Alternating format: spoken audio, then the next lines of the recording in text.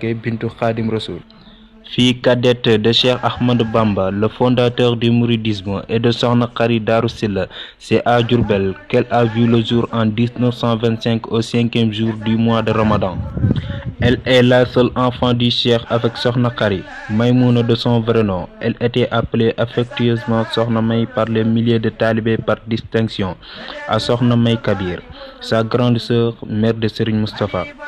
Sokhna May Kabir, elle est rendue célèbre par les précoces prouesses dans l'étude et l'exercice du Coran et surtout par la célébration nocturne de Laylatul Qadr, la nuit du décret, durant laquelle Allah a fait descendre le livre sacré, le Coran, Al-Qur'anul Karim. Cette fille dit Sokhna May quand son père quitta ce bas monde. Elle n'avait qu'à 2 ans, mais elle fut vite récupérée par son grand frère Serigne Moustapha Mbacké, le premier khalife de Khadim Rassoul, qui s'assurera de son éducation sociale et humaine. Toujours considéré Serigne Moustapha Mbacké comme son père, puis comme un talibé de son père. Celui-ci, en effet, l'adorait tellement qu'il lui tendait à elle et à d'autres enfants du Cheikh le pan de son boubou pour qu'elle s'associe après s'être rasseyée. Sa formation coranique qui fortifie ses connaissances mystiques liées à fiqh, au tasawwuf, à la tawhid et à l'exercice de la parole d'Allah fut entre les mains impérissables de Serigne Fallou. Cette digne descendante de Khadim Rassoul fut le modèle accompli de la femme vertueuse. Sa formation intellectuelle et son éducation islamique, conformément à son statut, ont fait d'elle une savante, une docte, une éducatrice, mais aussi une poétesse très redoutable. Sokhna Maïmouna Mbacké était l'épouse de Cheikh Awa Balla Mbacké, fille de Mame Thierno Birahim Mbacké, qui a fondé la ville sainte de Darou Mouhty, où elle a longtemps vécu. Elle est la mère de Sokhna Bali, qui porte un nom d'une des filles de Cheikh Ahmadou Bamba, de Sokhna Mame Fatim, décédée très jeune à l'âge de 24 ans, et de Serigne Mahfouz Mbacké. Mais elle avait envers eu la même attitude qu'envers les autres enfants, si bien que devant un aéropage d'enfants, nul ne pouvait reconnaître les siens. En effet, ceux qui l'ont connue sont unanimes. Elle posait un regard altruiste sur tout le monde et tenait un nivellement de tout dans la quête du savoir. Sokhna May se distinguait par sa taille moyenne, son pudique regard d'une profondeur insondable et son sourire immédiat qui exprimait la philanthropie de son cœur. Elle ne mangeait pratiquement pas, préférant voir des plats circuler ça et là. Sa voix n'avait jamais une hausse tonalité et elle avait une mélodie basse et désireuse qui hypnotisait et émouvait à la fois.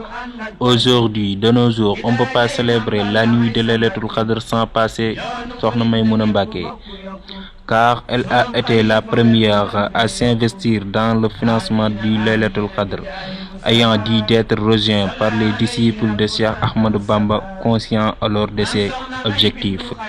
Ainsi, Sokhna May célébra le Laylatul Qadr à Darou Wahab pendant plusieurs années où sa affluence dépassait largement les habitants du village et s'élargissait à tous les disciples venant de Touba ou les autres localités.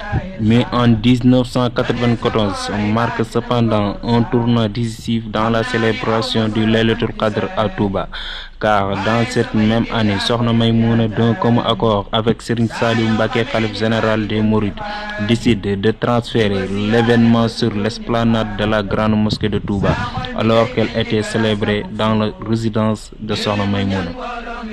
Donc la célébration prendra par la suite une autre dimension, car la résidence de Touba Mosquée se trouvait être trop exiquée pour abriter toutes les activités.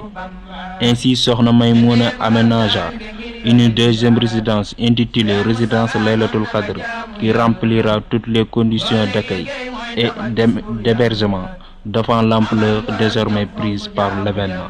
Cette résidence a été inaugurée par Serigne Saliou Mbacké, à l'époque khalife général des Mourides, qui à cette occasion a procédé même à la lecture du célèbre poème de Cheikh Ahmadou Bamba intitulé Matlaboul Fawzeyni. La quête du bonheur des deux mondes en visitant les différents lieux en compagnie de Sokhna Maïmouna. Cette digne descendante de Cheikh Ahmadou Bamba Khadim Rassoul, le fondateur du mouridisme, disparu en 1999 à l'âge de 74 ans. La dernière volonté de cette femme auréolée de grâce, Sokhna May, est qu'elle recommanda à sa famille réunie sur son lit de mort: n'envisagez guère d'organiser un magal en ma mémoire, autre que celui que je vous laisse, le Laylatul Qadr. Il me suffit amplement et moi, je me suffis à lui totalement.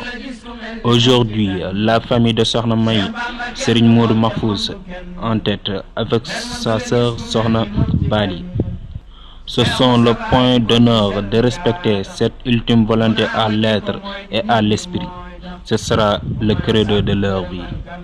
Puisse Dieu, par la grâce de l'Élu le plus pur, Al-Mustafa, et la bénédiction de son vénéré Père Serigne Touba, nous gratifier des bienfaits que renferme le Laylatul Qadr et donner une longue vie et une santé de fer à la famille de Sokhna May Mbacké pour la perpétuation de son œuvre. Mesdames et messieurs, je vous remercie encore. Merci d'avoir